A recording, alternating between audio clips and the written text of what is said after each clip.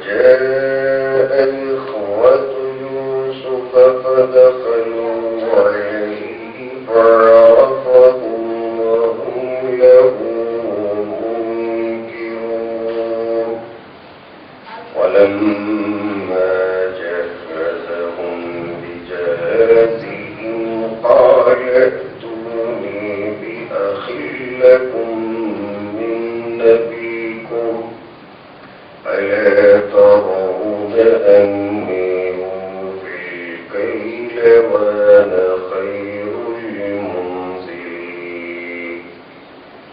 فإن لم تأتوني به فلا كيل لكم عندي ولا تقربون قالوا سنراود عنه وباء وإنا لفاعلون صدق الله العظيم.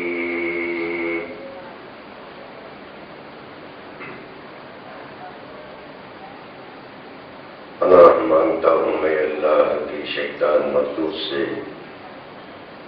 شروع اللہ کے نام سے جو بڑا ہی مہربان نہایت رحم والا. پچھلی آیتوں میں حضرت یوسف علیہ السلام نے شاہ مصر سے ملاقات کی اور شاہ مصر کے خط کی تعبیر کے بعد میں مصر کے خزانوں پر اپنے آپ کو وزیر کی حیثیت سے مقرر کرنے کی فرمائش بھی کی. شاہ مصر نے اس معاملے کے اندر حضرت یوسف علیہ السلام کی فطانت، حضرت یوسف علیہ السلام کی شرافت کو دیکھتے ہوئے بہت ہی متاثر ہوا اور اس بات کو اس نے اپنے جی کے اندر ٹھان لیا کہ اگلے دنوں میں مصر کو اور اطراف مصر کو، اس ملک کو اگر کوئی قحط سالی کے دلدل سے، مشکلات سے بچا سکتا ہے تو ماشاءاللہ حضرت یوسف علیہ السلام ہے. تو حضرت یوسف علیہ السلام نے 1 سال کے بعد میں شاہ مصر کے اجازت سے اور اس کے امام، اس کے حکم سے ملک مصر کے خزانچی ہی نہیں بلکہ بادشاہ بن گئے. اس آیت کریمہ کے ضمن میں مفسرین اکرام نے بیان فرمایا شاہ مصر ان باتوں کو دیکھنے کے بعد میں، سننے کے بعد میں، پہلے تو یہ عزیز مصر کے ہاں مہمان تھے، اب یہ بادشاہ کے مہمان بن گئے. 1 سال تک شاہ مصر اپنے دربار میں اور اپنے شاہی محل میں مہمان بنا کے رکھا اور آپ پر نگرانی کرتا رہا کہ یوسف علیہ السلام کا اخلاق کیا ہے، آپ کے عادات کیا ہیں، آپ کی بول چال کیا ہے. سال کے بعد میں جب اسے یقین ہو گیا کہ یہ پیسوں کے آدمی نہیں ہے اور جو کچھ بھی بولتے ہیں اس کے اندر سچائی ہے، حقیقت ہے اور بھی اگر دیر کی جائے تو یقیناً پریشانی کو سامنا کرنا پڑے گا، تو شاہ مصر اس بات کو طے کر لینے کے بعد میں حضرت یوسف علیہ السلام کو ایک دن دربار میں بلایا اور ان کا تو آنا جانا ہی تھا. سارے درباریوں کے سامنے اعلان کیا کہ آج کے بعد میں حضرت یوسف علیہ السلام میری جگہ بحیثیت شاہ مصر کے کام کریں گے. اس طرح اللہ تعالیٰ نے حضرت یوسف علیہ السلام کے درد بھرے فرمائش سے بڑھ کر یوسف علیہ السلام کو مصر کی بادشاہت عطا فرما دیا. کذالک مکننا لیوسف فی الارض کا معنی یہی، اسی طرح ہم نے حضرت یوسف علیہ السلام کو مصر کے اندر تمکنت اور حکومت، شاہ و حشمت، عزت اور عظمت عطا کر دی. یتبوأ منہا حیث یشاء، جہاں وہ چاہتے رہ سکتے تھے. نصیب برحمتنا من نشاء ولا نضیع اجر المحسنین، سب کچھ اللہ تعالیٰ ہی کی طرف سے پہنچتا ہے اور اللہ کی مہربانی سے پہنچتا ہے. اللہ جسے چاہتا ہے اپنے بندوں میں سے ایسے عہدے عطا فرماتا ہے، اور وہ اس لیے کہ اللہ کسی بھی نیکی کرنے والے کے اجر کو عقارت جانے نہیں دیتا. اور آگے کی آیتوں میں اللہ بیان کرتا ہے وَلَأَجْرُ الْآخِرَةِ خَيْرٌ لِلَّذِينَ آمَنُوا وَكَانُوا يَتَّقُونَ۔ یہ تو دنیا کا معجزہ ہے، اور جس پہ اللہ کا دل آ جاتا ہے اللہ اسے آن کے آن میں بادشاہ بنا دے، کوئی تعجب کی بات نہیں۔ اور کسی بادشاہ کو دیکھ کر، کسی بہت کروڑ پتی، ارب پتی، کھرب پتی کو دیکھ کر لالچ پڑنے کی ضرورت نہیں، یہ تو دنیا کی بات ہے۔ اور آخرت کی بات اللہ بیان کرتا ہے للذین آمنوا وکانوا یتقون، اور جو تقوی کی زندگی گزارتے ہیں اور ایمان پر استقامت کے ساتھ رہتے ہیں ان کے لیے تو اس سے بھی بہتر سے بہتر بدلہ ہے جو آخرت کا بدلہ ہے، اور اللہ تعالیٰ اس کا اعلان کرتا ہے۔ اور یہاں ایک رکوع ختم ہو گئے۔ حضرت یوسف علیہ السلام خواب دیکھنے کے 1 سال کے بعد میں بادشاہ کے مصر بن گئے۔ سارے خزانے کی کنجیاں، پورے ملک کی حکومت اور حکمرانی حضرت یوسف علیہ السلام کے قبضے میں آ گئے۔ 7 سال گزر گئے، خوب انہوں نے حکمرانی باغڈور سنبھالنے کے بعد میں اپنے مشورے کے مطابق کسانوں کو حکم جاری کیا، خوب انہوں نے زراعت کی، پر جیسے یہ سمجھ رہے کہ اللہ نے جو بصیرت عطا فرمائے، ذخیرہ اندوزی کیا، جو حصول ہو سکتا اور جو محصول ہو سکتا تھا، سارے کے سارے چیزوں کو، اناج اور غلے کو جتنے کم مقدار میں لوگوں کو پہنچایا جا سکتا پہنچاتے رہے کہ کوئی بھی بھوکا نہ رہے، مگر اس سے بھی زیادہ بیکار اور فضول کے اندر اناج اور غلہ بیکار میں نہ جائے، تو اس پر کڑی نظر رکھی اور باقی کے سارے اناج اور غلے کو اپنے سرکاری گوداموں کے اندر یا جہاں جو لوگ اسے ذخیرہ بنا سکتے تھے وہاں حکم فرما کر اگلے آنے والے 7 سالوں کے لیے مکمل طریقے سے ذخیرے کو، اناج اور غلے کو محفوظ کر لیا۔ 7 سال گزر گئے۔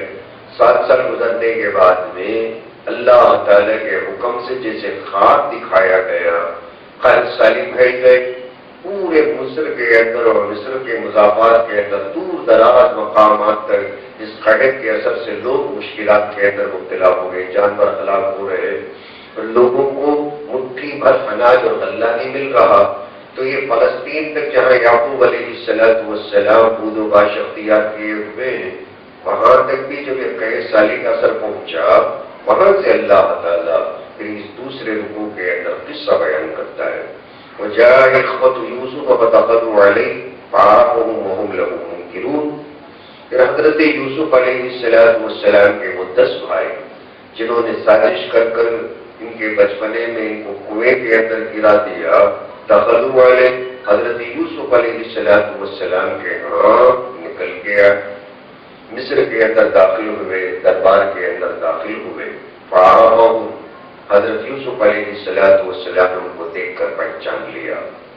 عرصہ گزرنے کے بعد بھی اللہ بولتا ہے کہ یوسف علیہ السلام کو اللہ نے اور جو بصیرت عطا فرمائی، زمانہ گزر کر 40 سال کے اوپر پہنچ چکے بچپن کی بات سے، آج ان کے ان 10 بھائیوں کو دیکھ کر جو بوڑھے ہو چکے ہیں، حضرت یوسف علیہ السلام کو کنویں میں گراتے اور ڈھکیلتے ہوئے یہ خود بڑے نوجوان تھے، اور آج تو یہ بڑھاپے کو پہنچ چکے ہیں اور خستہ حالت میں داخل ہوئے، اور ان کو دیکھ کر یوسف علیہ السلام نے پہچان لیا کہ میرے 10 بھائی ہیں، وَهُمْ لَهُ مُنكِرُونَ۔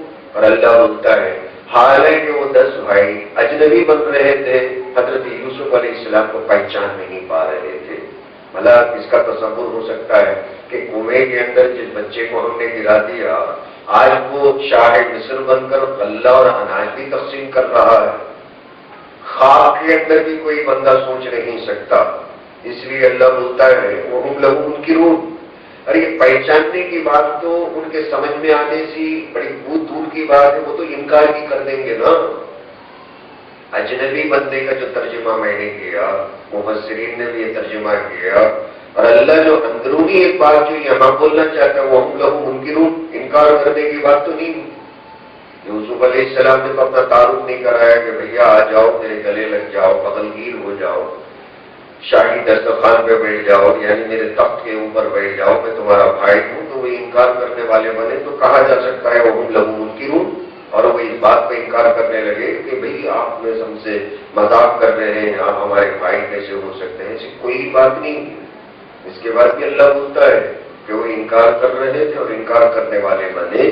بولنے کا مطلب یہ ہے بہت ساری چیزوں کو حذف کر کے اللہ اگر خدا نہ خواستہ وہاں کا کوئی دوسرا وزیر یہ بول دیتا، حضرت یوسف علیہ السلام کسی کے کان میں بول دیتے کہ ذرا ان کو بول کر تو دیکھو اللہ نے مجھے کیا مرتبہ دیا، اور اگر یوسف علیہ السلام کے ذریعے سے یہ بات ان کے کانوں تک پہنچتی، اللہ ہوتا ہے ماننے کو تیار، بہت لہو ان کی روح، پھر بھی وہ انکار کر دیتے. ایسا ہو نہیں سکتا، کہا ہے کو ہم سے مذاق کر رہے ہو. تو یہ حضرت یوسف علیہ السلام کا مقام و مرتبہ جو اللہ بیان کرتا ہے. یوسف علیہ السلام نے ان کو پہچان لیا، اگر پہچان بھی کراتے تو یہ لوگ انکار بھی کر دیتے، مذاق سمجھتے، ماننے کو تیار نہیں ہوتے. ان کے درمیان میں اللہ نے اتنا فرق پیدا کر دیا، اتنا ویریشن آ گیا. ایک اناج اور غلہ لینے کے لیے چھولی پھیلا کر پہنچ گئے، اور ایک اناج اور غلہ دینے سخی لاتا گیا. شاہوں کا شاہ بنا کر اللہ نے ایک بادشاہ کو ریٹائرڈ کر کر اس کے کرسی کے اوپر پیغمبر اسلام حضرت یوسف علیہ السلام کو بٹھا دیا. یہ اللہ کی قدرت ہے اور یہ اللہ کی حکمت بالغہ ہے. جسے چاہتا ہے عزت عطا کر دیتا ہے اور جسے چاہتا ہے ذلیل بنا دیتا ہے. ولما جہزهم، اور اس وقت میں حضرت یوسف علیہ السلام نے قانون پاس کیا، جتنے بھی لوگ آئیں گے، جو لوگ موجود ہوں گے انہیں کو غلہ ملے گا. شوہر کے ساتھ بیوی بھی آنا، ورنہ تو یہ سب معاملہ ہوگا. کوئی بھی شوہر آئے گا، اس کی بیوی نہیں رہے گی، پھر بھی وہ یہ کہے گا کہ میری بیوی اس کا بھی حصہ دے دیجیے، وہ نہیں آ پا رہی ہے. اس طرح جھوٹ موٹ بول کر بھی لوگ اناج و غلہ لے کر جا کر حضور کریں گے اور مستحق کو نہیں ملے گا. اس لیے یوسف علیہ السلام نے اعلان بھی کرایا اور یہ قانون بہت دور دراز مقامات تک پہنچایا بھی تھا کہ جسے غلہ لینا بذات خود اسے نکل کے آنا. اب یہ 10 لوگوں کو بھی معلوم ہونے کی وجہ سے 10 لوگ نکل کے آئے. فلما جہزهم بجہازهم، جیسے ہی ان کا اسباب مال متا ان کو پہنچانے کا اناج اور غلہ جب تیار کر لیا، تو ان لوگوں میں سے ان کے جو بڑے بھائی تھے انہوں نے حضرت یوسف علیہ السلام سے چپکے سے گزارش کی کہ ہم بہت دور سے آئے ہیں اور ہمارے پاس اتنا مال اور متا بھی نہیں. ہمارے ایک چھوٹے بھائی بھی ہیں جن کا نام بنیامین ہے، مگر وہ ہمارے ساتھ نہیں آئے. اگر آپ مہربانی کریں گے تو ان کا اپنا حصہ بھی اور جو غلے کا ہمیں عطا کر دیں، ہم لے کے چلے جائیں گے. اور مفسرین نے بیان کیا ایک اونٹ کے برابر کا غلہ جو ایک اونٹ اٹھا سکتا تھا، حضرت یوسف علیہ السلام ایک آدمی کو اتنا غلہ دیتے، اور آج کے زمانے کے حساب سے 200 کلو ایک آدمی کے حصے میں 200 کلو 2 بوری 2 کوئنٹل اناج اور غلہ ایک آدمی کو پہنچاتے تھے. تو اس درمیان میں اور جبکہ ان کا اپنا ساز و سامان لگ رہا ہے اونٹنیوں کے اوپر، تو ان میں کے بڑے بھائی نے کہا کہ ہمارے ایک چھوٹے بھائی بھی ہیں جن کا نام بنیامین ہے، مہربانی کر کر اگر آپ ان کے 200 کلو ہمیں دے دیں گے ہم ان کو پہنچانے والے بن جائیں گے. قال ائتونی بأخ لکم من نبیکم، تو حضرت یوسف علیہ السلام نے فرمایا جو تمہارے اپنے اللہ کی بھائی ہیں، پاک شریک بھائی ہیں، یعنی دوسرے بیوی کے جو بچے ہیں بنیامین، ان کو جب تک آپ ساتھ نہیں لائیں گے میں قانون کے خلاف تو دے نہیں سکتا. ہو سکتا کہ تم جھوٹ بول رہے ہو. اور جیسے ہی اللہ نے ان کے زبان سے ان کے بھائی بنیامین کا نام ان کے زبان پہ لایا، حضرت یوسف علیہ السلام کے دل کے اندر محبت طوفان کی طرح بھڑکتی ہے. یوسف علیہ السلام بولنے سے رہ گئے کہ میں یوسف علیہ السلام ہوں، بنیامین کا سگا بھائی ہوں. حضرت یوسف علیہ السلام نے پھر بھی اس آزمائش کا سامنا کرتے ہوئے فرمایا جیسے تم کرتے ہو، کہتے ہو کہ تمہارے ایک باپ شریف بھائی بھی ہیں، تمہارے اپنے دوسرے امی جان کے بیٹے بنیامین بھی ہیں، ان کو بھی جب دوسرے مرتبہ آؤ گے تو ساتھ میں لا لینا، پھر ان کو بھی میں اناج اور غلہ دوں گا. لاتا ہوں. تمہیں یقین نہیں آتا کیا؟ تم دیکھ نہیں رہے؟ انی اوف الکیل، میں برابر طریقے سے ناپ کر دینے والا، وانا خیر المنزلین، اور میں بہترین مہمان نوازی کرنے والا ہوں. میں مہمان نوازی کرنے کے اندر کوئی کسر نہیں کروں گا، اور میں ناپ تول کے اندر بڑا پکا ہوں. صحیح طریقے سے میں ناپ تول کر 200 کلو کی بات ہے برابر طریقے سے 200 کلو دے دوں گا، اس لیے جب تم واپس آؤ گے دوسرے مرتبہ لینے کے لیے آؤ گے تو اپنے ان باپ شریف بھائی بنیامین کو بھی اپنے ساتھ لے کے آنا۔ فَإِلَّمْ تَأْتُونِي، اب یہ ایک تقاضا یہ بشری ہے، اب یہ بھائی کی محبت بول رہی ہے اور جو اللہ بولتا ہے، اب یہ نکل کر چلے جائیں گے تو آئیں گے کہ بھی نہیں آئیں گے؟ 200 کلو کے حساب میں 10 بھائیوں کو جو اناج مل گیا ہے، کتنا اناج مل گیا؟ بہت زیادہ اناج مل گیا۔ تو انہوں نے خود اپنے بھائی کا نام لیا، تو حضرت یوسف علیہ السلام نے قانون کا واسطہ لے کر فرمایا کہ اگلے دنوں میں اگلی مرتبہ ہوگے تو بنیامین کو لے کے آنا۔ اب یعقوب علیہ السلام کا بھیجنے والے ہیں، پہلے بھی ایک بچے کو کھو چکے ہیں، دوسرے مرتبہ بنیامین کو کیسے بھیجیں گے؟ اور یہ حضرت یوسف علیہ السلام کو معلوم ہے کہ ابا جان ان کے ساتھ تو انہوں نے اور جو بے وفائی کی ہے، بے مربتی کا جو معاملہ کیا، اس کی وجہ سے بنیامین کو ان کے ساتھ نہیں بھیجنے والے، لیکن اپنے بھائی سے ملنے کو جی چاہتا ہے۔ فرمایا فَإِلَّمْ تَأْتُونِي بِهِ، اور اگر اگلے دنوں میں اگلی مرتبہ آتے ہوئے تم اپنے کہنے کے مطابق اپنے بھائی بنیامین کو اگر لے کر نہیں آؤ گے، فَلَا كَيْلَ لَكُمْ عِندِي وَلَا تَقْرَبُونَ، میرے پاس تمہارے لیے تول نہیں ہے، اناج نہیں ہے، غلہ نہیں ہے، وَلَا تَقْرَبُونِي، اور میرے قریب بھی نہیں پھٹکنا۔ میں یہ سمجھوں گا کہ تو جھوٹ بول کر یہاں سے غلہ لوٹ کر لے جانے والے تھے، اور اگر سچے ہوتے دوسری مرتبہ شاہ مصر کے حکم کی طاعت اور فرما برداری کرتے ہوئے اپنے بھائی کو تم ضرور لے کر آتے، اور اگر نہیں لے کر آتے تو میں اگلے مرتبہ اگلے دنوں میں یہ سمجھوں گا تم نرے پرلے درجے کے جھوٹے ہو کہ ایک بھائی کا نام بتا کر تم مجھ سے جھوٹ بول کر غلہ لے جانے والے تھے، اور میں جھوٹوں کو پھر اگلے دنوں کے اندر غلہ نہیں دوں گا۔ اس طرح حضرت یوسف علیہ السلام نے ان لوگوں کو بہت ہی ڈرا دیا۔ قالو، 10 بھائی پریشان ہو گئے، کہنے لگے سنراود عنہ اباہ وإنا لفاعلون، ہم بنیامین کو اس کے ابا سے مانگ کر لینے کی خواہش تو ضرور کریں گے، اور انشاءاللہ ہم یہ کام ضرور کرنے والے ہیں، مانگنا تو ہمارا کام ہے، ہمارے ساتھ بھیج دیجیے۔ شاہ مصر نے حکم کیا کہ بنیامین کو بھی ساتھ میں لانا، ورنہ میں اناج نہیں دوں گا اور ہمارے قریب بھی نہیں آنا۔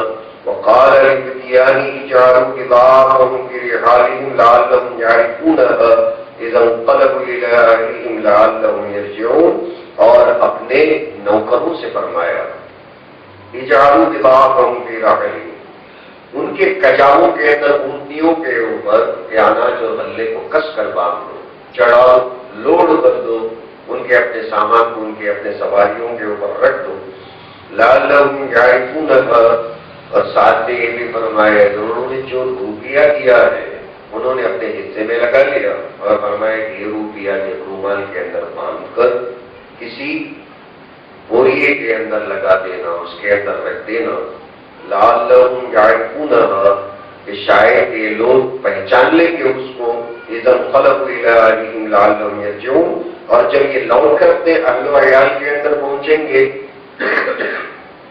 اناج و غلے کے ساتھ جو روپیہ دیا، وہ روپیہ بھی اگر واپس دیکھیں گے تو شاید کہ لوگ پھر سے اناج لینے کے لیے ان کے پاس روپیہ ہوگا تو بڑے سکون کے ساتھ واپس آ سکیں گے۔ اناج مل جانے کے بعد روپیہ نہیں ہوگا۔ یعقوب علیہ السلام اگر بنیامین کو بھیجنے کو تیار بھی ہو گئے، خریدنے کے لیے تو روپیہ نہیں رہے گا نا۔ یہ سوچ کر حضرت یوسف علیہ السلام نے ان کے اناج اور غلے میں، ان کے اناج کے بوریوں کے اندر انہوں نے جتنا کچھ روپیہ دیا تھا، اس روپیے کو شاہ مصر ہونے کے ناطے کسی کو کچھ بھی دے سکتے ہیں، وہ ان کی مرضی ہے، تو وہ روپیہ بھی اٹھا کر اپنے بھائیوں کو واپس کیا اور اناج اور غلہ بھی واپس کیا۔ اصل میں خواب کو مکمل کرنا تھا جو شروع میں حضرت یوسف علیہ السلام نے خواب دیکھا۔ فلما رجعوا الى ابيهم، اب یہاں سے نکل کر یہ قافلہ چلتے چلتے چلتے فلسطین پہنچا، کنعان پہنچا، یعقوب علیہ السلام کے گھر پہنچے۔ فلما رجعوا الى ابيهم، تو جیسے ہی ان 10 بھائیوں نے حضرت یعقوب علیہ السلام اپنے ابا حضور کے ہاں پہنچ گئے، قالوا یا ابانا، جاتے جاتے ہی کہنے لگے پوری بستروں کو چھوڑ کر، اے ہمارے ابا جان، منع من الکیل، اگلے دنوں کے اندر اناج اور غلہ دینے سے منع کر دیا گیا. فارسل معنا خانا، ہمارے ساتھ بنیامین کو بھیجیے. نقتل وَإِنَّا لَهُ لَحَافِظُونَ، ہم اس کی بڑی نگرانی کریں گے اور بڑی حفاظت کریں گے. وہی باتیں ہیں اور جو پھر لوٹ کر حضرت یعقوب علیہ السلام کے سامنے 10 بھائیوں نے بنیامین کے تعلق سے بیان کیا. قال هل آمنكم عليه الا كما امنتم على اخيه من قبل. حضرت یعقوب علیہ السلام نابینا ہو چکے تھے، بڑھاپے کو پہنچ چکے. فرمایا کیا میں اسی طرح تمہارے اوپر حق کے مرتبے بھی اعتبار اور بھروسہ کروں جو اس سے پہلے ایک مرتبے تم پر کر چکا؟ کیا وہی بھروسے کی بات کر رہے ہو جو یوسف علیہ السلام کو لے جانے کے وقت میں تم نے یہی کہا انا لہو لحافظون، ہمارے ساتھ بھیج دیجیے کہ نرتع و نلعب، ہمارے ساتھ کھائے گا، کھیلے گا، کودے گا، اور ہم اسے ہر جنگلی جانور سے بچا کر حفاظت کے ساتھ لے کے آئے. اور آج بھی تم وہی کہتے ہو کہ ہمارے ساتھ بنیامین کو بھیجو. قال هل آمنكم علیہ، کیا میں ایسے ہی تمہارے اوپر بھروسہ کروں الا كما امنتم علی اخیہ من قبل، کہ اس کے بھائی کے اوپر جس طریقے سے تمہاری باتوں پر اس سے پہلے دنوں میں نے بھروسہ کیا. اللہ خیر حافظا، تم کیا حفاظت کرو گے؟ اللہ سب سے بہتر حفاظت کرنے والا، وہو ارحم الراحمین، وہی سب سے زیادہ دیالو اور دیا کرنے والا، رحم کرنے والا.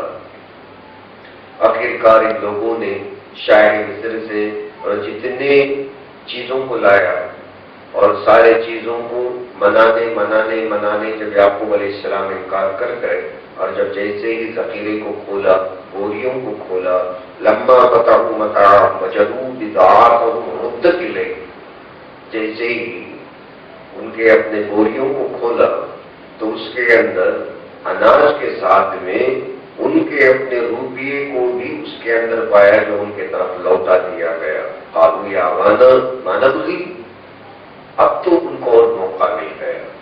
بادشاہ مصر اپنے بات اور قول و قرار کے، اور جس طرح انہوں نے کہا کہ میں ناقۃ الصحیح کرتا ہوں اور بہترین مہمان نوازی کرتا ہوں، نہ جانے ایسا کیوں کیا کہ انہوں نے ہمارے تعلق سے اتنے بوریے بھی دیے، ہم نے جو پیسے دیے تھے خریدنے کے لیے وہ بھی واپس لوٹا دیے. ما نبغی، اور ہمیں اور کیا چاہیے؟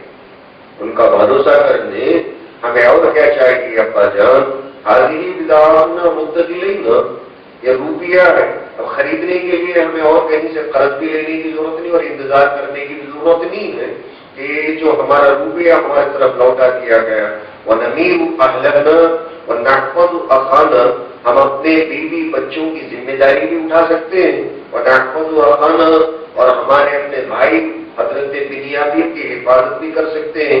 وَنَزْدَادُ كَيْلَ بَعِيرٍ، اور ایک اونٹنی کے اور زیادہ وزن کو لے کے بھی آ سکتے ہیں. اور بنیامین کا جو حصہ رہ گیا اب کے بعد جائیں گے تو ان کا اپنا حصہ بھی زیادہ ہمیں مل جائے گا. ذالک کیل یسیر، اور پھر یہ بہت ہی آسان اناج اور غلے کی بات ہوگی. روپیہ مل جانے کی وجہ سے لے جا کر ان کے پاس روپیہ دیں گے اور وہ بنیامین کا حصہ بھی دے دیں گے. قال لن ارسلہ معکم حتی تؤتون موثقا من اللہ، حضرت یعقوب علیہ السلام نے فرمایا ہرگز میں تمہارے ساتھ بنیامین کو روانہ نہیں کروں گا یہاں تک کہ تم اللہ کی قسم نہ دے دو. اب کے بعد بنیامین کو لے کے جاؤ گے، حفاظت کے ساتھ واپس لے آؤ گے. لَتَأْتُنَنِّي بِهِ، کہ تم اسے لے کر مجھے واپس لا کر میرے پاس حوالے کرو گے. اس بات کا تم اللہ تعالیٰ کی ذات کی قسم جب تک میرے سامنے نہ کھا لو گے اس وقت تک میں تمہارے ساتھ نہیں بھیجنے والا. إِلَّا يُحَاطَ بِكُمْ، پیغمبر ہونے کے ناطے یعقوب علیہ السلام نے فرمایا یہ ہے کہ کوئی آپتی تمہارے اوپر آ جائے تو کسی کے گھراؤ کے اندر آ جائے تو ایک اور بات، اگر جان بوجھ کر تم اسے ہلاک کر دو، اس لیے میں قسم طلب کرتا ہوں کہ تم جان بوجھ کر اسے ہلاک نہیں کرو گے، کہ جھوٹ بوٹ کا خون لگا کر یہ نہیں کہو گے کہ کوئی بھیڑیا کھا لیا، کوئی چیتا کھا لیا. اللہ کی قسم کھا کر لے کر جانا. اللہ یحاط بکم، مگر یہ کہ تم کسی گھراؤ کے اندر آ جاؤ، کوئی ڈاکو کوئی قذاب اگر تمہیں لوٹ لے اس میں تمہارا اپنا کیا قصور ہو سکتا ہے. فلما آتوا موثقا، جب انہوں نے اللہ کی قسم دے دی، اللہ کی قسم ہے ہمارے طرف سے آپ اطمینان رکھیے ہم کچھ بھی بنیامین کو نقصان نہیں پہنچائیں گے۔ تو حضرت یعقوب علیہ السلام نے فرمایا اللہ علی ما نقول وکیل، اب بچوں کو اور بھی زیادہ ایمان کی تربیت کرنے فرمایا، جانتے بھی ہو قال اللہ، حضرت یعقوب علیہ السلام نے فرمایا اللہ وکیل اور گواہ ہے جو کچھ کہ ہم اس وقت میں بات کر رہے ہیں اور اپنے زبان سے بول رہے ہیں۔ عربوں کے اندر بھی یہی عادت ہے، اور جب وہ کوئی بھی بات ان کو ٹکرا کر تکرا کر بولتے ہیں تو یہی بات بولتے ہیں واللہ وکیل انا ما اقول، اللہ گواہ ہے اور جو کچھ میں بولتا ہوں یہ سچی بات۔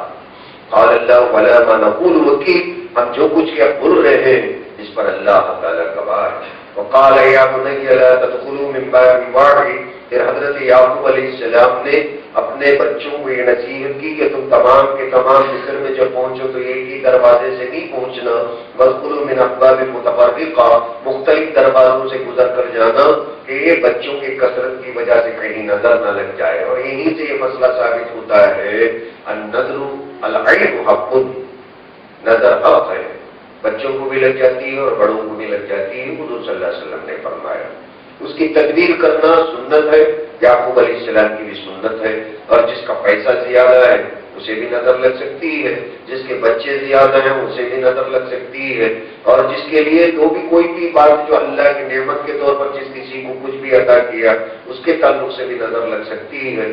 اس لیے نظر کی جو دعا ہے وہ پڑھنا، سفر کی جو دعا ہے وہ پڑھنا، اور باہر نکلنے سے پہلے کسی کی نظر نہ لگ جائے سب سے بہترین جو دعا حضور صلی اللہ علیہ وسلم نے سکھائی تیسرا کلمہ، یہ تیسرا کلمہ پڑھ کر اپنے آپ کے اوپر دم کر نکلیں گے۔ کبھی لباس پہننے کی وجہ سے آدمی چمکیلا نظر آتا ہے اور اس کے اندر ایک شان پیدا ہو جاتی ہے، ایک روب پیدا ہو جاتا ہے، جس کی وجہ سے دیکھنے والوں کی کبھی نظر لگ جاتی ہے تو بیچارہ بیمار پڑ جاتا ہے، بخار زدہ ہو جاتا ہے۔ اکثر بچوں کے اندر ایسا ہو جاتا ہے، تو بچے اگر تیسرا کلمہ نہیں پڑھ سکتے تو ہم پڑھ کر دم کریں۔ تو یہی وجہ ہے حضرت یعقوب علیہ السلام نے فرمایا یا بنیا، اے میرے بچوں لا تدخلوا من باب واحد، ایک دروازے سے داخل نہیں ہونا، وادخلوا من ابواب متفرقہ، مختلف دروازوں سے داخل ہونا، وما اغنی عنکم من اللہ من شیء، اور میں اس معاملے کے اندر اللہ تعالی سے کسی بھی معاملے میں تم کو بچا نہیں پاؤں گا۔ اگر ایسا کوئی معاملہ ہو گیا اللہ ہی بچانے والا، اللہ تبارک و تعالیٰ کی طرف سے میں وکیل بن کر تم کو بچا نہیں پاؤں گا۔ یعنی الحکم الا للہ، امر حکم تو اللہ ہی کا چلتا ہے اور اللہ ہی کا نافذ کردہ ہوتا ہے۔ علیہ توکلت، اسی پر میرا بھروسہ ہے، وعلیہ فلیتوکل المتوکلون، اور بھروسہ کرنے والوں کو بھی اللہ ہی کے ذات پر بھروسہ کرنا چاہیے۔ ولما دخلوا من حيث امرهم ابوهم، اور جب انہوں نے مصر کے اندر ویسے ہی داخل ہوئے جیسے حضرت یعقوب علیہ السلام ان کے ابا جان نے ان کو حکم کیا، وما كان يغني عنهم من الله من شيء الا حاجة في نفس يعقوب قضاها، اور اللہ خود وہ بات کو پسند کیا جو یعقوب علیہ السلام اتنے جتن اتنے حفاظت کی باتیں بولنے کے بعد بھی جو بات کہی تھی کہ میں پھر بھی تم کو اللہ تعالیٰ کے آزمائشوں سے بچا نہیں سکتا، اللہ وہی بات لوٹا کر بولتا ہے وَلَمَّا دَخَلُوا عَلَى يُوسُفَ آوَى إِلَيْهِ أَخَاهُ قَالَ إِنِّي أَنَا أَخُوكَ فَلَا تَبْتَئِسْ بِمَا كَانُوا يَعْمَلُونَ۔ جیسے ہی اپنے والد محترم کے فرمائش کے مطابق مختلف دروازوں کے ساتھ اندر داخل ہوئے، یوسف علیہ السلام کے دربار میں پہنچے۔ یوسف علیہ السلام نے اپنے بھائی کو دیکھا، فَلَمَّا دَخَلُوا عَلَى يُوسُفَ، جیسے ہی یوسف علیہ السلام کے ہاں داخل ہوئے، آوَى إِلَيْهِ أَخَاهُ، انہوں نے اپنے بھائی بنیامین کو اپنی جگہ عطا فرمائی۔ دو بھائیوں کے لیے مہمان خانے کا ایک ایک کمرہ انہوں نے ان کے لیے منتخب کیا، اعلان کیا۔ اس طرح 10 بھائیوں کے لیے 5 کمرے ہو گئے تو ایک کمرہ بنیامین کے لیے مقرر کیا، اور اس کے اندر حضرت یوسف علیہ السلام چپکے سے بنیامین سے ملنے، ان سے بات کرنے کے لیے خود بھی وہاں پہنچ گئے۔ 2 کے لیے ایک ایک کمرہ تجویز کیا، تو 10 بھائی کے لیے 5 کمرے ہو گئے تو ایک کمرہ بنیامین کے لیے جو الگ سے مقرر ہوا تجویز میں آیا، اس کے اندر یوسف علیہ السلام بھی تشریف لے گئے۔ اس طریقے سے یہ 12 بھائیوں کے لیے 6 کمرے ہو گئے. آوا الیہ اخاہ، تو اللہ بولتا ہے حضرت یوسف علیہ السلام نے اپنے بھائی بنیامین کو اپنی جگہ دی. قال انی انا اخوک، وہاں پہنچ کر ان سے رہا نہیں گیا. اب ایک تو کمرہ ہے، بند کمرہ ہے، اپنے بھائی کچھ زمانے کے بعد میں ملاقات اللہ نے کرایا، تو پچھلے جتنے دنوں سے اپنے سینے پر یہ پتھر رکھے ہوئے تھے اب ان سے برداشت نہیں ہوا. اور اللہ نے بھی کوئی وحی بھیج کر آج کے دن منع بھی نہیں کیا تھا، فرمایا انی انا اخوک، میں تیرا بھائی یوسف علیہ السلام. فلا تبتئس بما كانوا يعملون، ان بھائیوں کے تعلق سے مایوس ہونے کی ضرورت نہیں ہے. یہ جو کچھ بھی کر رہے ہیں انہیں کرنے دے. اپنے بھائی بنیامین کو حضرت یوسف علیہ السلام اپنا گویا کہ اپنے بھائی کے تعلق سے بیان کر رہے ہیں. صدمہ انہوں نے اٹھایا، بنیامین کو کوئی صدمہ نہیں تھا، اور یہ بولنے کا انداز ہوتا ہے، تکلیف ان کی ہے. چھوٹے بھائی کے پاس اپنی تکلیف کیا بیان کریں گے؟ فرماتے ہیں میں تمہارا بھائی یوسف ہوں. فلا تبتئس بما كانوا يعملون، تمہیں مایوس ہونے کی ضرورت نہیں. بنیامین کی جو کچھ کے کر رہے ہیں، بنیامین کو کیا پتا کہ یہ کیا کیے. بنیامین سے انہوں نے کوئی بے وفائی کا کام نہیں کیا، اور بنیامین کے معاملے میں تو یہ بڑے محتاط تھے کہ ایک تو یوسف علیہ السلام کے تعلق سے ان کو حضرت یعقوب علیہ السلام کے ہاں آج تک شرمندگی کا سامنا کرنا پڑتا ہے.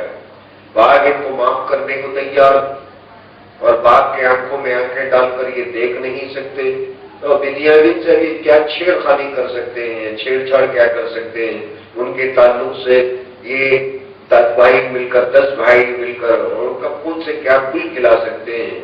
تو یہاں پہنچ کر حضرت یوسف علیہ السلام فرماتے ہیں فلا تبتئس، بنیامین مایوس ہونے کی بات نہیں ہے. بما كانوا يعملون، یہ جو کچھ کے کر رہے ہیں. فلما جهزهم بجهازهم، جتنے دن رکھنا تھا رکھ لیا.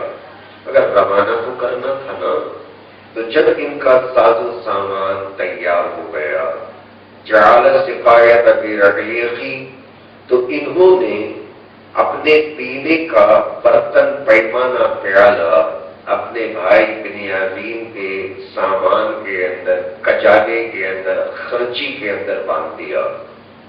ثم اذن مؤذن، پھر اس کے بعد ایک مؤذن نے یہ اعلان کیا، ایک اذان دینے والا، اعلان کرنے والا، بتانے والے نے، ندا دینے والے نے ایک آواز دی، ایتھا العیر، قافلے والو انکم لسارقون، تم چور نکلے ہو، تم چوری کر کے جا رہے ہو.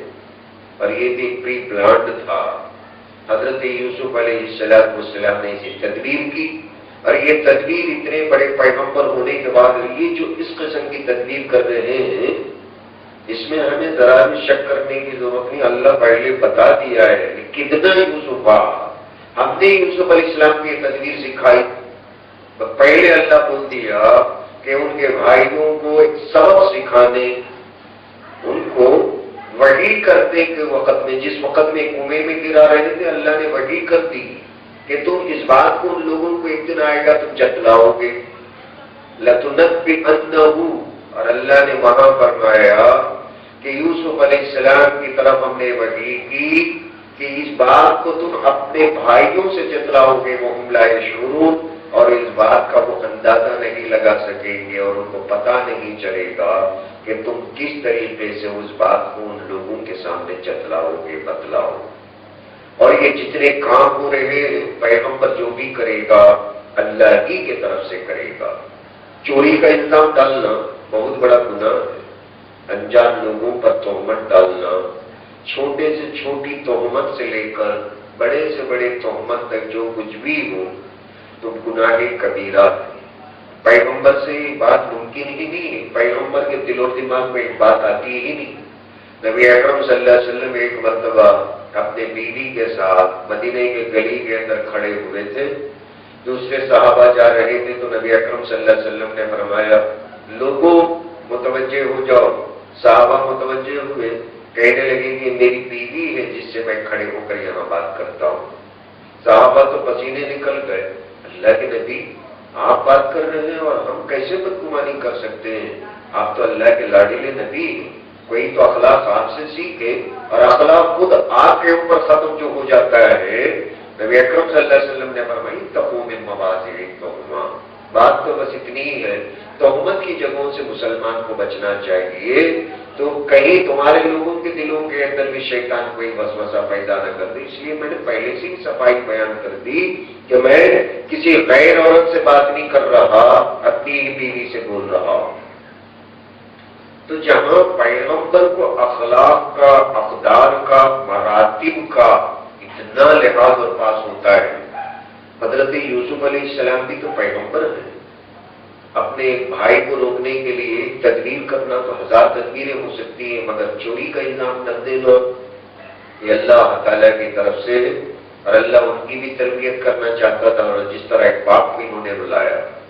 اور یہاں یوسف علیہ السلام کو 40-45 سال تک رلایا، وہاں بھی یعقوب علیہ السلام کو اللہ تبارک و تعالیٰ ایک کڑے امتحان میں مبتلا کیا، اور یہاں یوسف علیہ السلام پر وحی بھیج کر اس بات کو منع کر دیا کہ آپ تم بادشاہ ہو گے، تمہارے ٹاٹ باٹ دیکھنے کے قابل ہے، کون بیٹا نہیں چاہے گا کہ اللہ اسے بادشاہت دے دے اور اس کا پابندہ بن کر تڑپتا ہوا زندگی گزارے۔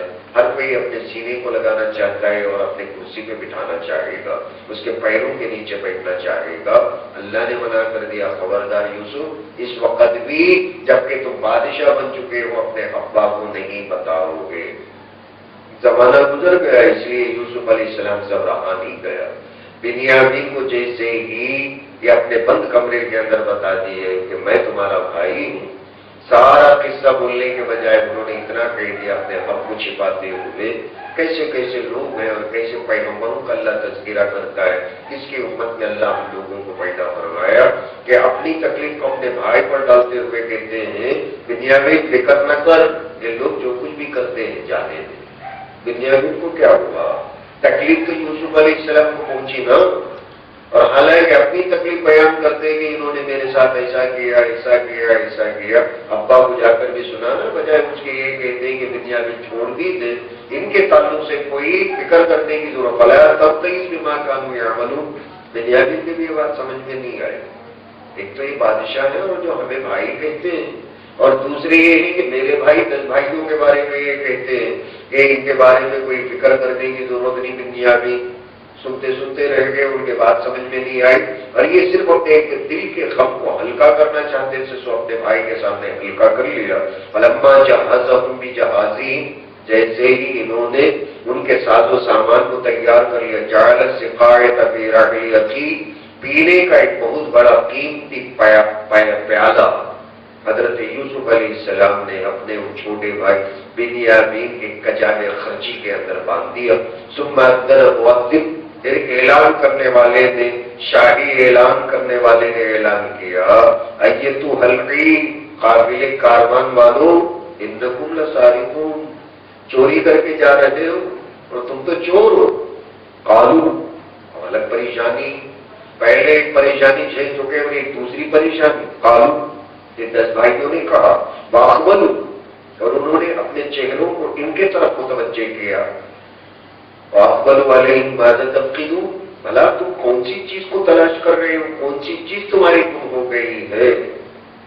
قالوا، تو انہوں نے یوسف علیہ السلام کے طرف جو تلاشی لینے والے ہیں، قافلہ دور جا چکا، اب کے بار اعلان کرایا، بڑے حکمت کے ساتھ کام چل رہا ہے، مکمل طریقے سے اب یہ جب روانہ ہوئے، اعلان کرنے والے نے کہا، اور جب وہ پلٹ کر ان کے سامنے کھڑے ہو گئے، قالوا، کہنے لگے، نفقد سواع الملک، ہم بادشاہ کے اعلیٰ پیمانے کو تلاش کر رہے ہیں اور جو کھو گئے، ولمن جاء بہ، اور جو کوئی لا کر دے گا، حمل بعیر، اسے ایک اونٹ کا بوجھ اناج اور غلہ دیا جائے، وانا بھی ضعیف، اور میں اس کی ضمانت دیتا ہوں۔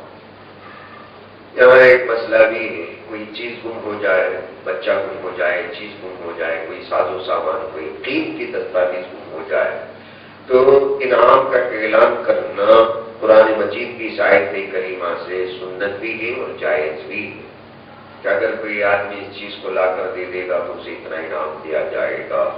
بچہ گم ہو گیا، جیسے آج کل کے دنوں کے اندر اشتہار ہوتا ہے، اعلان ہوتا ہے اور انعام کا بھی اعلان ہوتا ہے، تو یہ کوئی ناجائز معاملہ نہیں اور یہ کوئی شرعیہ معاملہ نہیں ہے کہ لا کر دیں گے تو یہ دیں گے، اور لینا بھی جائز ہے اور اعلان کرنا بھی جائز ہے. اور یہ جو بیچ میں بولنے والا ہے بادشاہ کی طرف سے، چونکہ پہلے سے ہی پلان تھا، یوسف علیہ السلام خود اعلان کرا رہے ہیں، تو اس نے اعلان کرتے ہوئے کہ انا بھی صحیح، اسے جھوٹ نہیں سمجھنا کہ ایک اونٹ کا غلہ دینا کوئی معمولی بات نہیں ہے، میں اس کا ذمہ دار ہوں، انا بھی صحیح، میں ضمانت دیتا ہوں. تو یہاں بخاری کرام نے ایک بات یہ بیان کی، اگر کوئی آدمی کسی کی طرف سے ضمانت لیتا ہے تو ضامن کے اوپر واجب ہو جاتا ہے، اور اگر جس کی طرف سے وہ بول رہا ہے کہ میں 1,00,000 روپے آپ کو دے دوں گا فلاں زید کی طرف سے، بکر اگر بولتا ہے کہ 1,00,000 روپے اگر میں دوں گا، اب بکر کے اوپر یہ بات لازم آ جاتی ہے کہ وہ 1,00,000 روپے لگا کر زیادہ کسی بھی طریقے سے وعدہ کرے. تو جیسے گارنٹر جسے کہتے ہیں نا انگریزی کے اندر، ضمانت کی بات وہی ہوئی. اور پھر یہ ضامن جس کے طرف سے ضمانت لے کر بولتا ہے اس کے طرف سے ضامن وصول کرنے کا انداز ہوتا ہے. اور اگر پیسے دینے کے تعلق سے جس نے ضمانت دی وہ جس کا موکل ہے اور جس نے اسے اپنا موکل اپنا وکیل بنایا، اگر وہ اس بات کا پابند ہے تو دے گا، اور اگر اس نے ایسا کوئی بات نہیں کہی اور ایسی بات نہیں ہے، ایسی صورت میں یوسف علیہ السلام کی جگہ جو اگر کوئی دوسرا آدمی ہے جس نے پیسے دینے کی بات نہیں کی مگر درمیان میں دوسرا آدمی اور جو اس کی طرف سے بول رہا ہے اگر وہ اعلان کر دے تو پھر وہی اس کا ذمہ دار بنے گا، کیونکہ جو بات اس نے نہیں کہی اور اس نے کہہ ڈالی، تو ایسی صورت میں اسی کے تعلق سے تعامل لازم آئے گا.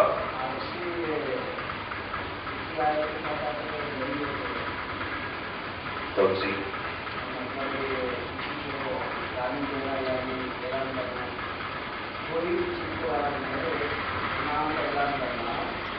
انعام کا اعلان کرنے کے تعلق سے تو یہی آئے تھے کہ شاہد عدل ہے.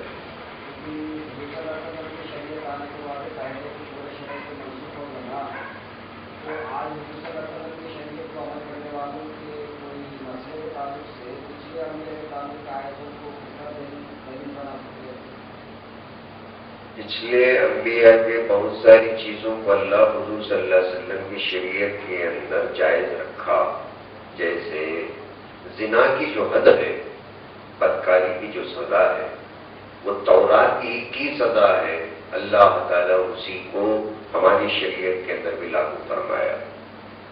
اور ایسے بہت ساری چیزیں ہیں جو پچھلے انبیاء کرام کی بعض چیزوں کو اگرچہ کہ سخت ہیں، ہماری شریعت کے اندر بھی ان چیزوں کو اللہ تبارک و تعالیٰ نافذ فرمایا، جاری فرمایا. اس کے اندر ہماری شریعت کا ہلکا پن ثابت نہیں ہوتا. یہ آیت اور یہ قرآن ہمارے ہی تعلق سے اللہ نازل کیا، نبی اکرم صلی اللہ علیہ وسلم پر نازل کیا. اللہ تبارک و تعالیٰ ان میں اور ان میں اور ایک نئی چیز تینوں کو ملا کر بھی اگر دیتا ہے تو وہی ہماری شریعت بنتی ہے. لیکن ان کی شریعت منسوخ ہو چکی، اب ان کی شریعت کے اوپر عمل نہیں. آج بھی اگر کوئی کسی بچے کے گم ہو جانے پر اعلان کرتا ہے تو اس کا مطلب یہ نہیں کہ وہ شریعت یوسفی یا شریعت یعقوبی پر عمل کر رہا ہے، وہ شریعت منسوخ ہو گئے. اب حضور صلی اللہ علیہ وسلم کے اوپر اللہ نے اس آیت کو نازل کیا، تو اس آیت کی روشنی میں حضور صلی اللہ علیہ وسلم کا اعلان کرنا اور انعام کا اعلان کرنے کا جو جواز بتایا، اس کا مطلب یہی ہوگا کہ وہ شریعت منسوخ ہو جانے کے بعد میں اس حکم کو اللہ تعالیٰ حضور صلی اللہ علیہ وسلم کے لیے سنت بنا کر جاری فرمایا. شریعت ختم ہو گئی مگر اللہ تبارک و تعالیٰ اس کی ایک چیز کو پسند فرما کر حضور صلی اللہ علیہ وسلم کو زندہ رکھنے کے لیے عطا فرمایا. یہ نبی اکرم صلی اللہ علیہ وسلم کا صدقہ ہے کہ پچھلے انبیاء کرام کی چند سنتوں کو بھی حضور صلی اللہ علیہ وسلم، جیسے عاشورہ کے دو روزے ہیں، حضور صلی اللہ علیہ وسلم نے پوچھا کہ کون سے قسم کا روزہ ہے، تو یہودیوں نے کہا کہ آج کے دن اللہ نے ہمیں نجات عطا فرمائی، تو اس کی وجہ سے ہم ایک دن کا روزہ رکھتے ہیں. حضور صلی اللہ علیہ وسلم نے فرمایا موسیٰ علیہ السلام تو میرے بھائی ہیں، مجھے بھی حق پہنچتا ہے تو میں بھی روزہ رکھوں گا. تو فرمایا کم سے کم یہودیوں سے ایک امتیاز پیدا کرنے، فرق پیدا کرنے، علیحدگی اختیار کرنے کے لیے تم 2 روزے رکھو. وہ 1 روزہ رکھ رہے ہیں تو ہمارے لیے 2 روزے ہوئے. تو جو چیزیں پہلے پیغمبروں کے تعلق سے اچھی چیزیں تھیں ان چیزوں کو اللہ نے سنت بنا کر نبی اکرم صلی اللہ علیہ وسلم کو امت محمدیہ کو بھی عطا فرمایا. اس کے اندر ہماری شریعت کے اندر کوئی بھی کمی باقی ہرگز نہیں ہوگی، بلکہ پہلے لوگوں کے تعلق سے بڑی عزت کی بات ہے. ان کے پیغمبروں کے سنتوں پر وہ عمل نہیں کیے اور حضور صلی اللہ علیہ وسلم کو اللہ نے ان پیغمبروں کے بعد احکام عطا فرمائے اور ان احکام کو شریعت محمدیہ کے اندر اللہ نے جگہ عطا فرمائے. مگر وہی پوری شریعت نہیں ہے، اکا دکا ایک آدھ مسئلہ ہوتا ہے جو حضور صلی اللہ علیہ وسلم کو اللہ نے پچھلے شریعتوں میں سے عطا فرمایا. جیسے قربانی حضرت ابراہیم علیہ السلام کی سنت ہے اور اللہ تعالیٰ نے حضور صلی اللہ علیہ وسلم کو عطا فرمایا. ایسے ہی حج بیت اللہ کے جتنے ارکان ہیں ابراہیم علیہ السلام کے ادا کیے ہوئے ارکان ہیں اور اللہ ان چیزوں کو زندہ رکھنے کے لیے قانون اور شریعت بنا کر حضور صلی اللہ علیہ وسلم کو عطا فرمایا تاکہ بہت سارے پیغمبروں کی سنتیں اور جن کو اللہ پسند کیا قیامت تک کے لیے امت محمدیہ کے اندر زندہ ہو جائیں. تو حضور صلی اللہ علیہ وسلم کی مستقل شریعت کے ساتھ چند باتیں پچھلے انبیاء کرام کی حضور صلی اللہ علیہ وسلم کے شریعت کے اندر داخل ہو گئے، ورنہ تو پوری شریعت پچھلے انبیاء کی نہیں ہے. جیسے عیسیٰ علیہ السلام مکمل طریقے سے موسیٰ علیہ السلام کی شریعت پہ عمل کرتے تھے، ان کی کوئی مستقل شریعت نہیں تھی. یعقوب علیہ السلام کی مستقل شریعت نہیں تھی، وہ بھی پچھلے انبیاء کرام کی شریعت پر عمل کرتے تھے. اگر حضور صلی اللہ علیہ وسلم کی مستقل شریعت ہے، اس میں ایک آدھ مسئلہ بزرگی کے طور پر، یادداشت کے طور پر، یاد رکھنے کے طور پر اللہ نے ہم لوگوں کو عطا فرمایا. قالوا ننقض صواع الملک، کہنے لگے ہم بادشاہ کا پیمانہ. کہا جاتا ہے کہ زبرجد کا ایک پیمانہ تھا، ہیرے جواہرات کا ٹکا ہوا، جس سے یوسف علیہ السلام تول کر دیتے تھے. بہت بڑا قیمتی پیمانہ، اور ایسا نہیں کہ چینا ریت کا بنا ہوا پیمانہ اور جس سے اٹھا کر ڈالتے تھے. تو اس کے اندر چوری کا کیا الزام لگاتے کسی پر؟ ہیرے جواہرات ٹکے ہوئے سونے کے پیمانے سے ناپ کر جو دیتے تھے، اسے اٹھا کر اپنے بھائی کے تھیلے کے اندر رکھ دیا. صواع الملک، اسی لیے فرمایا کہ شاہ مصر کے صواع پیمانے کو ہم تلاش کر رہے ہیں، اور جو کوئی بھی اسے لے کر آئے گا اسے انعام کے طور پر 1 اونٹنی کا اناج دیا جائے گا، اور اس کی میں ضمانت لے رہا.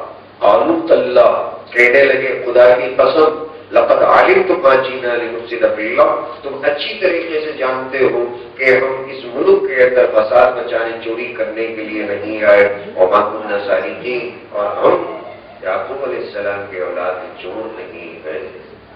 10 نے مل کر بابیلا مچایا. قالوا فما جزاؤ ان کنتم کاذبین، پوچھنے والے نے پوچھا پھر تو تم بدلہ بھی بتا دو، سزا بھی بتا دو، جزا بھی بتا دو اگر تم جھوٹے نکلو گے. تو